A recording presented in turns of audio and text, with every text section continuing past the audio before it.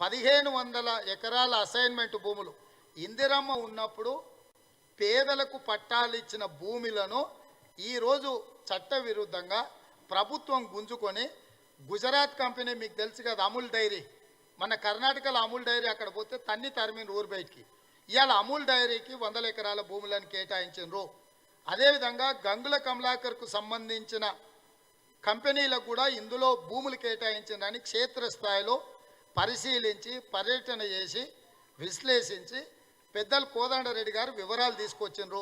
రెండవది రంగారెడ్డి జిల్లా యాచారం మండలం సింగారం గ్రామంలో ఎండోమెంట్స్ భూములు 1022 ఎకరాలను దేవాదాయ శాఖ భూములను పట్టాలు మార్చి పేర్లు మార్చి ఫార్మా కంపెనీకి అప్పచెప్తే హైకోర్టు స్టే చేసింది దీన్ని. అంటే దేవాదాయ శాఖ భూములు దేనికి కూడా కేటాయించడానికి వీల్లేదు.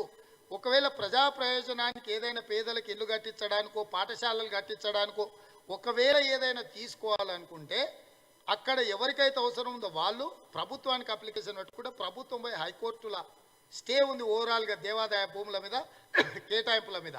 అక్కడ కోర్టుల పిటిషన్ వేసి కోర్టులో ఇది పేద ప్రజలకు ప్రయోజనం చేకూరుతుందని ఇది సమంజసమే అని కోర్టును ఒప్పించి మెప్పించి కోర్టు అనుమతిస్తేనే భూములు బదిలీ కావాలి. హైకోర్టు ఆదేశాలను కూడా ఉల్లంఘించి దేవాదాయ భూములను ఫార్మా కంపెనీకి ధరణిలో ఆ లోకల్ లీడర్లంతా ఫ్రాడ్ చేసి నామినల్కు అక్కడ దున్నుకుంటున్న వాళ్ళని పంపించి వాళ్ళ పేర్ల మీదకి మార్చుకొని గోల్మాల్ చేసి ఇలా దేవాదాయ భూములను తీసుకెళ్ళి ఫార్మా ఇండస్ట్రీకి అప్పచెప్పారు. వాటి మీద హైకోర్టు స్టే ఇచ్చింది. రెండు ఈ అంశాలను మీ దృష్టికి పెడుతూ నేను తొందరలోనే ధరణిలో జరుగుతున్న దుర్మార్గాన్ని నిన్నమన్న ఎక్కడికి పోయినా కల్వకుంట్ల చంద్రశేఖరరావు కేటీఆర్ గారు ఒక రకంగా ఏడవడం లేదు. పూర్వీకులందరూ భూకంపం వచ్చి చచ్చిపోయినట్టు కుటుంబంలో అందరిని కోల్పోయిన అనాథ దివిసీమలో అందరు కొట్టుకపోతే మనం ఇప్పుడప్పుడు వీడియోలు చూస్తుంటాం.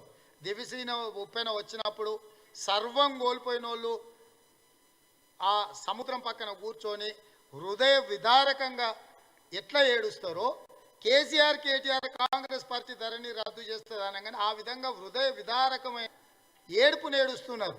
అమ్మ ఇంతగానం ఎందుకు బాధ వచ్చింది వీళ్ళకు? రెండు రకాలు ఇందులో చూడాల్సింది. ఒకటి వాళ్ళ ప్రభుత్వమే 100 సీట్లు గెలుస్తుంది అంటారు.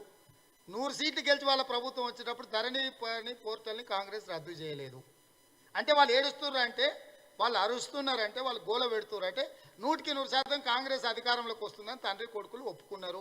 సంతోషం. పరోక్షంగా అయినా రాబోయే ప్రభుత్వం కాంగ్రెస్ పార్టీ అని. కాంగ్రెస్ పార్టీ అధికారంలోకి వచ్చినప్పుడు కాంగ్రెస్ పార్టీ విధానాన్ని ప్రజలకు వివరించినాం. అయ్యా ఇది మా ఎన్నికల మేనిఫెస్టో, ఇది మా గ్యారంటీ పేద ప్రజలకు. మేము రాగానే ధరణి ద్వారా అసైన్మెంట్ భూములు, దళిత భూములు, ఆదివాసీ భూములు, పోడు భూములు, ప్రైవేటు ప్రజల భూములను కూడా ఏదైతే కింద మీద చేసిరో వీటన్నిటి మీద విచారణ చేసి సరిదిద్ది అంతకంటే నాణ్యమైన సాంకేతిక పరమైన టెక్నాలజీని తీసుకొచ్చి పేదలకి ఇంకా అందుబాటులోకి తీసుకొస్తాం, సమస్యలు లేకుండా చేస్తామని మేము చెప్తున్నాం. మీరు ఎందుకు అంతగా ఏడుస్తున్నారు?